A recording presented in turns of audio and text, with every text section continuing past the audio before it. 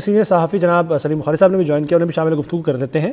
बुखारी साहब बहुत शुक्रिया आपके वक्त का। सर जैसे जवाब दे रहा है, जवाब दर जवाब कहा जाए तो गलत ना होगा, ईरान की जानिब से दिया जा रहा है। अभी 40 से ज़्यादा मिसाइल फायर किए हैं। ऐसे रद्द-ए-अमल की शायद तवक्को खुद इसराइल को भी नहीं होगी और ईरान भरपूर मुकाबला कर रहा है, तो ये सिलसिला जो है आगे चलने का अभी इशारा दे रही हैं कार्रवाइयाँ।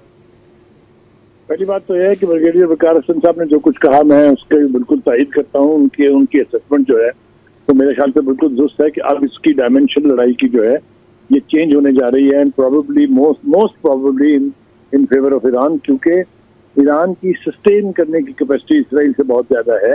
मैं समझता हूँ कि इस वक्त जो वहाँ की सूरत हाल है उसके रिफ्लेक्शन ये हैं कि हम जो प्रेसिडेंट ट्रंप हैं अमेरिका के, जो आज सुबह तक भी धमकियां दे रहे थे कि ऐसा सबक सीखेगा ईरान के पता नहीं क्या हो जाएगा, उन्होंने अब 3 हेड ऑफ स्टेट से रब्ता किया। पुतिन को फोन उन्होंने किया है, जॉर्डन को फोन, अपने एर्दोगान को फोन उन्होंने किया है, मोहम्मद बिन सलमान को फोन उन्होंने किया है कि ये लड़ाई अब बंद होनी चाहिए।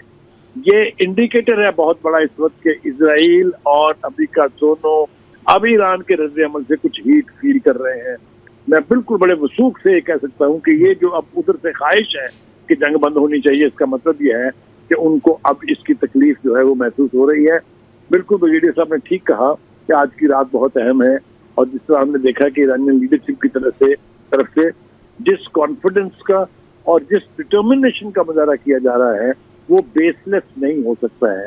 मेरे ख्याल से ईरान में कैपेसिटी है कि वो ज्यादा लंबी और तवील जंग जो है उसको सस्टेन कर सकता है, जबकि आबादी के एतबार से देखें या आप उसकी जियो पॉलिटिकल जो लोकेशन है और जो उसकी पूरी उसकी टेरिटरी है उसके एतबार से देखें तो इसराइल एक तवील जंग का मुतहम्मल नहीं हो सकता है।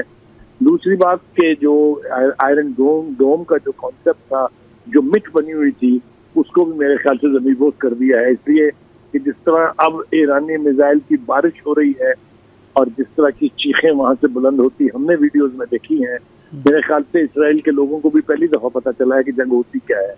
उन्होंने पहले तो इसराइल ने गजा का की बर्बादी करके, तहस नहस करके, इसी तरह लेबनान के साथ करके, उनका ख्याल ये था कि बस यहाँ से बैठ के बटन दबाने की देर होती है और जंग खत्म हो जाती है।